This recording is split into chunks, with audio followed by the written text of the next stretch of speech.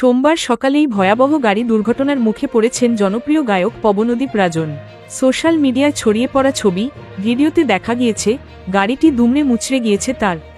গুরুতর চোট পেয়েছেন পবনদীপ, তাকে ভর্তি করা হাসপাতালে। এবার প্রিয় বন্ধু রজন্য বিশেষ বার্তা দিলেন গায়িকা অরুণিতা কাঞ্জিলাল। সোমবার সকালে উত্তরপ্রদেশের আমরোহা জেলার দিল্লি জাতীয় সড়কে দুর্ঘটনার মুখে পড়ে পবনদীপের গাড়ি। তখন গাড়ির মধ্যে ছিলেন তার ড্রাইভার এবং বন্ধু। জাতীয় সড়কে হঠাৎ করেই একটি দাঁড়িয়ে থাকা ট্রাকের পেছনে ধাক্কা মারে পবনদীপের গাড়িটি। দুমড়ে মুচড়ে যায় গাড়ির একটা বড় অংশ। গুরুতর আহত হন গায়ক। জানা গিয়েছে হাত এবং পায়ের হাড় ভেঙে গিয়েছে তার।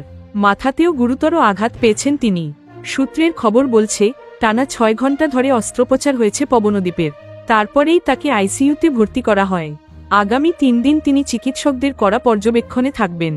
গায়কের শারীরিক পরিস্থিতি বুঝে তারপরেই পরবর্তী পদক্ষেপ গ্রহণ করবেন চিকিৎসকরা। গায়কের এই পরিস্থিতিতে দুশ্চিন্তায় রয়েছেন ভক্তরা। বিশেষ বার্তা দিয়েছেন অরুণিতা কাঞ্জিলালের ফেসবুক প্রোফাইল থেকে একটি পুরনো ছবি শেয়ার করা হয়েছে।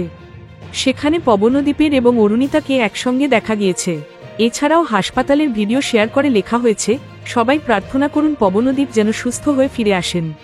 তবে জানিয়ে রাখি, এটি অরুণিতার ব্লুটিক ভেরিফাইড প্রোফাইল নয়। গায়িকা নিজে পবনদীপকে নিয়ে এখনও মুখ খোলেননি। প্রসঙ্গত, ইন্ডিয়ান আইডল 12-এ একসঙ্গে অংশ নিয়েছিলেন পবনদীপ অরুণিতা। সেখানে বাংলার মেয়েকে হারিয়ে প্রথম হন উত্তরাখণ্ডের ছেলে পবনদীপ। সেই সময় থেকেই দুজনের প্রেমের গুঞ্জন শোনা গিয়েছিল।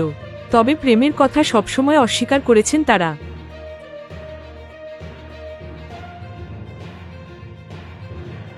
Thank you so much for watching our videos. Please do like, share, and subscribe our channel.